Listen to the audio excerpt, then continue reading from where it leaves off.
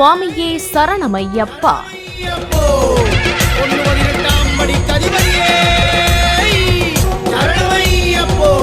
குருசாமி சிறப்புகள்.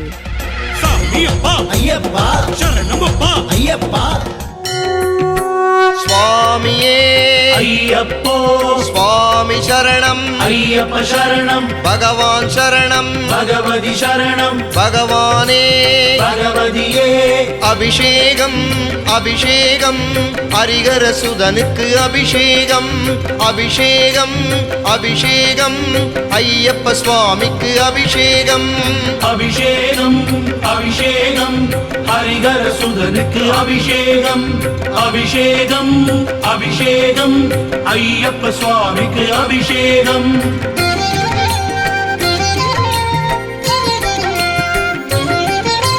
பசும்பாலாலே அபிஷேகம் கண்டால் பரவசமாகிவிடும். ஐயப்ப சுவாமி சபரிமலையில் எழுந்தருளி சகல லோகங்களையும் காத்தருளும் கண்கண்ட தெய்வம். 8 திசைகளுக்கும் அருளை கொட்டிக் கொடுக்கும் ஹரிஹரன் புதல்வன். எங்கும் எப்போதும் உதவிட ஓடிவரும் ஏழை பங்காளன். ஆன்மீக மழையில் ஆன்மாவை நனைய வைக்கும் ஆனந்த சித்தன். இப்படி ஐயப்ப சுவாமியை பற்றி வாழ்நாள் முழுக்க போற்றி புகழலாம். அவ்வளவு மகத்துவம் வாய்ந்த தெய்வம் சுவாமி ஐயப்பன். சிறப்புமிக்க கார்த்திகை மார்கழி மாதங்களில் பரவலாக பக்தர்கள் மாலை அணிந்து சபரிமலைக்கு சென்று ஐயப்பனை வழிபட்டு வளம் பெறுவார்கள். இத்தகைய புனிதமான நாட்களில் ஐயப்ப சுவாமி வழிபாட்டிற்கு பின்னால் உள்ள ஐதீகங்களை பற்றி கூறுவதே இன்று குருசாமி சிறப்புகள் பற்றி தெரிந்து கொள்ளலாம். வாருங்கள். எந்த மலை சேவித்தாலும் தங்கமலை வைபோகம் எங்கேயும் நான் கண்டதில்லையே ஐயப்பா, எங்கேயும் நான் கண்டதில்லையே. கோடி சூரியன் உதிக்கும் மலை, கோடி சூரியன் உதிக்கும் மலை.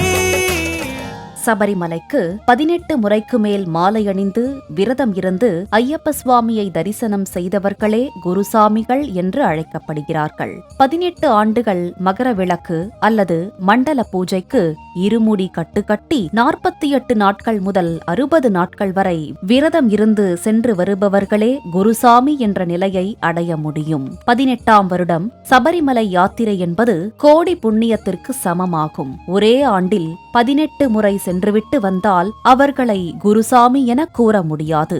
18ஆம் வருடம் சபரிமலை யாத்திரையை முடித்தவர்கள் அடுத்த முறை கார்த்திகை மாதத்தில் குருசாமி என்றழைக்கப்பட்டு மாலை அணியும் ஐயப்ப பக்தர்களுக்கு தன் கையால் மாலை அணிவிக்கலாம். 18 முறை சபரிமலை சென்று 18 படிகளிலும் தேங்காய் உடைத்து வழிபட்டவர்கள் மட்டுமே மற்றவர்களை வழிநடத்திச் செல்லும் குருசாமி என்ற பட்டம் பெற தகுதி பெறுவார்கள். இதில் ஐதீகம் மட்டுமல்லாது அனுபவமும் ஒரு காரணமாக சொல்லப்படுகிறது. காட்டில் எந்த வழியில் பயணித்தால் பாதுகாப்பாக இருக்கும், காட்டு உயிர்கள் நடமாட்டம் எங்கு இருக்கும், ஒருவருக்கு உடல் நலம் குன்றிவிட்டால் என்ன செய்ய வேண்டும் என்பதெல்லாம் 18 வருடங்கள் புனித யாத்திரை சென்றவர்களுக்கு தெளிவாய் தெரிந்திருக்கும் என்பது குறிப்பிடத்தக்கதாகும். சபரிமலை யாத்திரையில் குருசுவாமியின் பங்கு மகத்தானதாகும். குரு என்பவர் ஆன்மீக வழிகாட்டியாவார். யாத்திரைக்கான நாளும் நேரமும் குறித்து சரணம் ஒலிக்க தீபாராதனை செய்து இருமுடிக்கட்டை தலையில் ஏற்றி யாத்திரை புறப்பாட்டை வழிநடத்துபவர் குருசாமிதான். குருசாமியாக இருப்பவர்கள் எல்லா வகையிலும் மிக சுத்தமாகவும் தூய்மையாகவும் இருந்து மற்ற பக்தர்களுக்கு முன்னுதாரணமாக திகழ வேண்டும் என்பது முக்கியமானதாகும். குருசாமிகள் நேரம் கிடைக்கும் போதெல்லாம் கன்னிசாமிகளுக்கும் மற்ற பக்தர்களுக்கும் ஐயப்ப சுவாமியின் பெருமை பற்றியும் சபரிமலை யாத்திரையின் மகத்துவம் பற்றியும் எடுத்து கூறிட வேண்டும். மேலும் விரத நெறிமுறைகளையும் அவற்றை எப்படி கடைபிடிக்க வேண்டும் என்ற அறிவுரைகளையும் எடுத்துக் கூறி அவர்களை நல்வழிப்படுத்தும் நல்லாசிரியரும் குருசாமிதான். 18ஆம் வருடம் சபரிமலை யாத்திரை செல்லும் பக்தர்கள் சிறிய தென்னங்கன்று ஒன்றை எடுத்துச் செல்வார்கள். இதை கண்டதும் குருசாமி என்று மற்ற ஐயப்ப பக்தர்கள் புரிந்து கொண்டு அவரிடம் ஆசி பெறுவார்கள். 18 வருடங்கள் மாலை அணிந்து செல்பவர்கள் குருசாமி என்றும், அதேபோல 36 வருடங்கள் மாலை அணிந்து சென்றவர்களை மகா குருசாமி என்றும் அழைக்கப்படுகின்றனர். வாழும் மலை பல கோடி ஜனங்கள் வணங்க மலை பல கோடி ஜனங்கள் வணங்கும் மலை எங்கள் குலத்துறையன் வாழும் மலை. ஒருமுறை சபரிமலைக்கு யாத்திரை சென்று வந்தாலே மறுமுறை செல்ல ஆன்மீக ஆவலை தூண்டும் சக்தி வாய்ந்த இந்த புனிதமான யாத்திரையை குருசாமி வழிகாட்டுதல்களின்படி சென்று வந்தால் யாத்திரை மட்டுமல்ல வாழ்க்கையும் புனிதமடையும் என்றால் அது மிக இல்லை. குருசாமியின் பக்தியை போற்றிடுவோம், குலம் செழிக்க ஐயப்பனை வாழ்த்திடுவோம். ஓம் சுவாமியே சரணமையப்பா. எந்த மலை சேவித்தாலும் தங்கமலை வைபோகம் எங்கேயும் நான் கண்டதில்லையே ஐயப்பா, எங்கேயும் நான் கண்டதில்லையே.